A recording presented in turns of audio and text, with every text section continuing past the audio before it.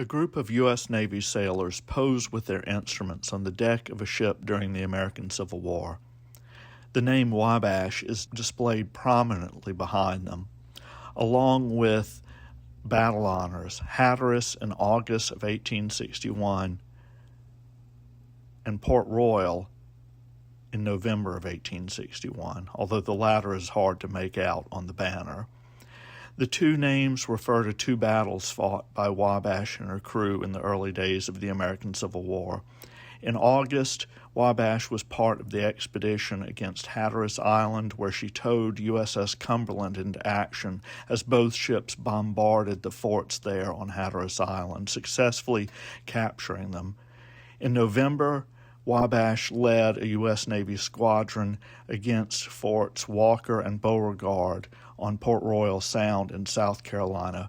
Both victories enabled the United States Navy to establish bases of operation on the Carolina coast from which to conduct their blockades.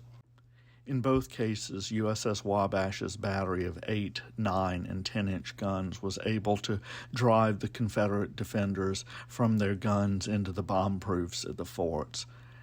4 of USS Wabash's eventual 42 9-inch Dahlgrens can be seen at the National Civil War Naval Museum in Columbus, Georgia. After the battle, USS Wabash remained at Port Royal Sound. Though she supported operations against Charleston and Savannah, she simply drew too much water to take active part in those operations. So she remained at Port Royal to be flagship and administrative hub for operations of the South Atlantic Blockading Squadron. While Port Royal may have been a convenient base of operations to blockade the Carolina coast, it was not a particularly exciting place for the sailors who had to serve there. Neither those aboard Wabash and the other station ships, nor the blockading ships which came to the port to recoal and reprovision and make repairs. What were the sailors to do when they had some free time? What was there to do for liberty? Not much. In August of 1862, Rear Admiral Samuel Pont wrote to the U.S. Navy asking for a shipment of instruments, so that the musical members of Wabash's crew might be able to form a band for the purpose of raising morale. He told the Navy that it was his experience that the sick list was shorter when there was a good band aboard to keep men entertained. Whether Admiral DuPont thought that the sick list would be shorter because good music equals good morale equals good health, or whether he thought it would be shorter because giving sailors some entertainment afloat would help them find less opportunity for pursuing entertainment ashore, which might lead to various maladies, I will let the viewer decide. In any event, it seems from the picture that a band was formed, and other photographic evidence indicates that it might have traveled from ship to ship, providing entertainment for sailors as their ships came into port at Port Royal. The photo is intriguing to me. I want to say it was taken aboard USS Wabash, and it's labeled by Naval History and Heritage Command as such. However, the structure to the left of the photo I can't quite account for on Wabash. The rails on the deck are pivot gun rails, and Wabash carried 2 pivot guns at the forward and aft ends of the spar deck. Originally, they were both 10-inch Dahlgren guns. By mid-1863, at least, the forward one was an 8-inch Parrott rifle. Though it's the structure I can't quite account for. There appears to be someone looking down from above.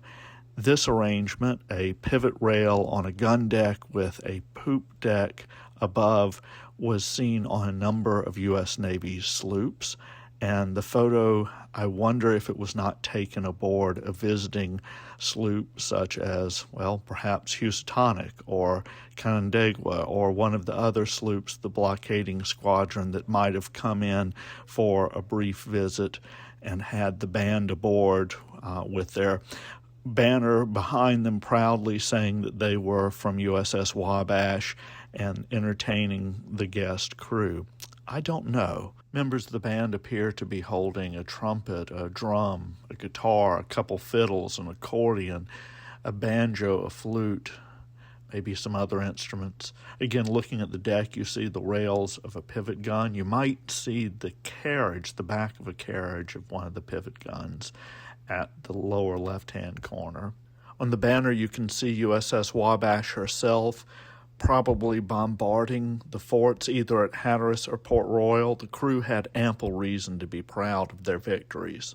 USS Wabash would get to participate in one more, well, really two more operations against Confederate forts on the Carolina coast. In December 1864 and again in January of 1865, Wabash was part of the fleet which attacked Fort Fisher near Wilmington, North Carolina. After the second bombardment in January, U.S. Army troops carried the fort, and Wabash contributed sailors and Marines to the naval assault against the fort as well. After the war, Wabash was worn out and was decommissioned at Boston. However, in 1870, she was needed again and was refitted. Work was done to her boilers, which had always been a weak part. And she spent over 2 years as flagship of the European station, visiting ports throughout the Mediterranean and into the Atlantic. She hosted the King and Queen of Portugal. She returned to the United States in 1874 and would serve as a receiving ship at Boston.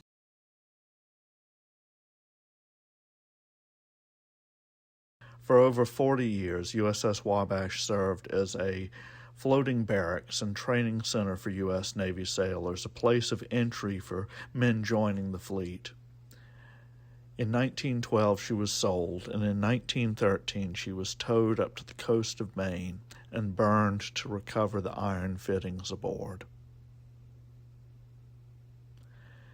In addition to the 4 9-inch Dahlgren guns at Columbus, Georgia, the 11-inch Dahlgren that she carried for her European cruise in 1871 to 73 may be seen in Exeter, New Hampshire. It's also quite possible that some of the 9-inch Dahlgrens still emplaced at Boston near USS Constitution are those which were carried aboard USS Wabash. The photo of the band shows a little bit of what life was like for sailors in the U.S. Navy during the American Civil War.